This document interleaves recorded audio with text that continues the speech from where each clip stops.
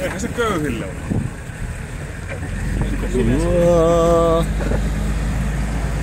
Se ajaa suoraan tällä kertaa kyytiin. Lavalta poistu. Ei kun ollut ihan sikasta. Mitä sä siellä teit? Punsa välissä. Kyllä mä saan sen.